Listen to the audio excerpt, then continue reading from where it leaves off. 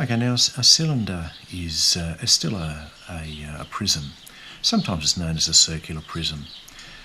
Basically, to work out its volume, we work out the area of the base, which is pi r squared, so there, and then we just multiply it by the height. So the formula we're going to use is pi r squared h. So pi times the radius squared times the height. If you happen to be using a calculator without a pi button, you'll need to remember that pi is equal to 3.14. And your answers, if you're using 3.14, your answers might be just slightly off because it's not quite exactly that.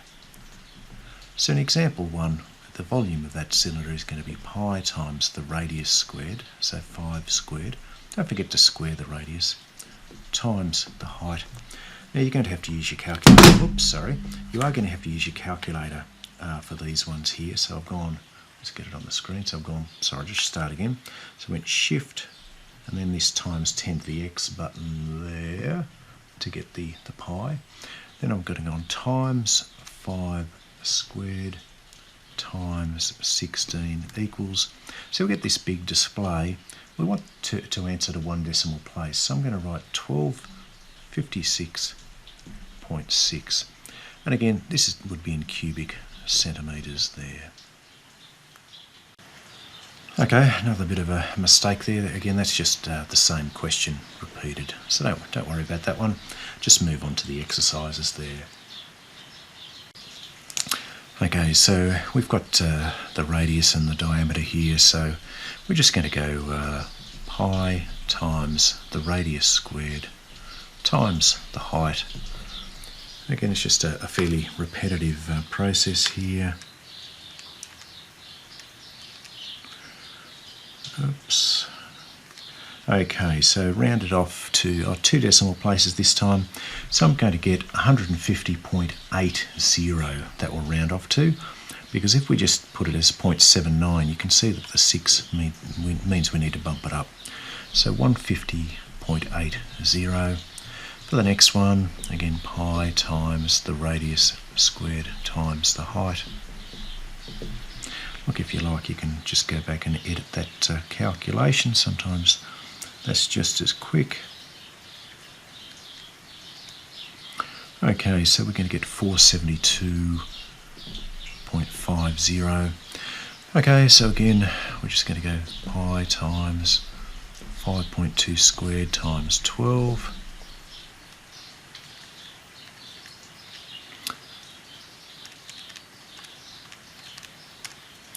Okay, so 1019.38. Again, pi times 80 squared times 150.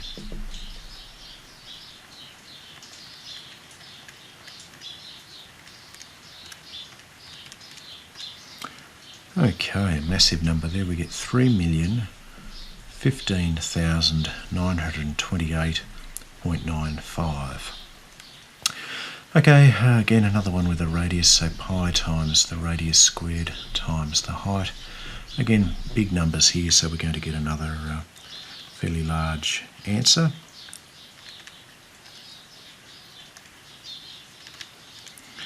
Okay, so it's 283,095.20. Now for the next ones, you've got to be careful because this time they've given you the whole diameter, not just the radius. So if the diameter is 12, we need to use a radius of 6. So we're going to go pi times 6 squared times 18.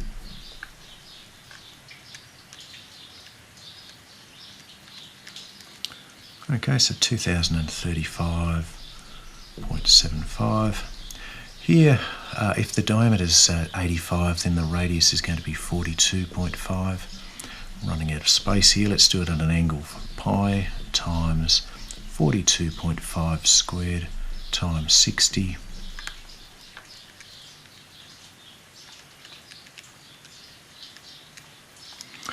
Okay, another big number, 340,470.10. And again, if the diameter is 1.8, that means the radius is 0.9. So pi times 0.9 squared times 3.7.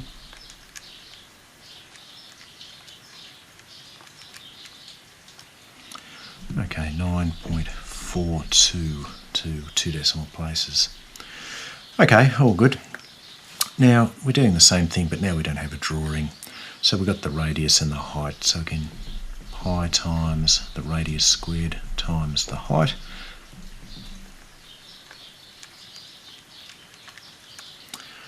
Okay, this time to 1 decimal place, so 452.4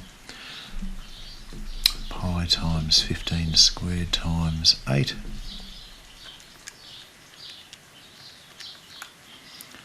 Okay, 5,654.9. The radius is 20, times 20 squared times 13.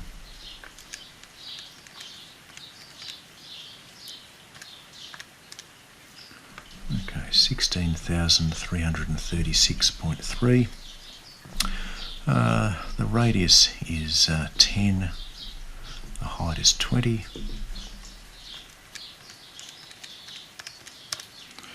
Okay, 6,283.2.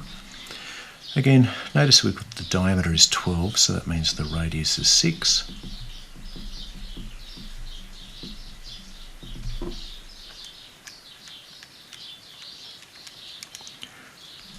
That'll give us 1696.5. Again, diameter is 26, so the radius is equal to 13.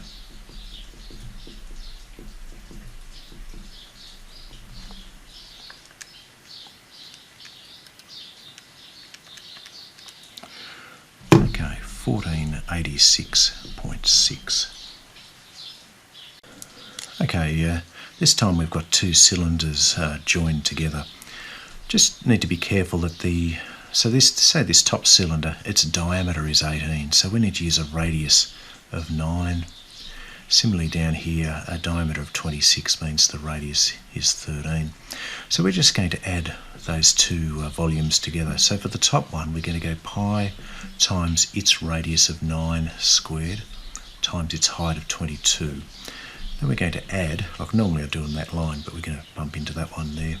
And this bottom cylinder will be pi times its radius, which is 13 squared, times its height of 8. And look, we just type that into our calculators carefully.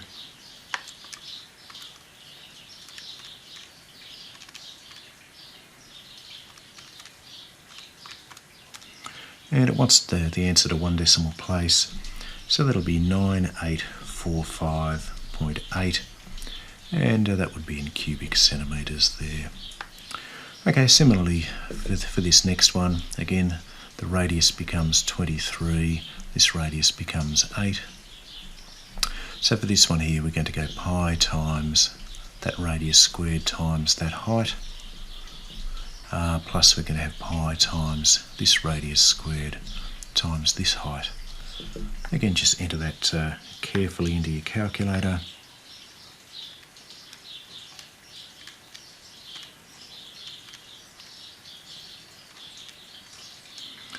Okay, so we get 61,920.8, and again that'll be cubic centimetres.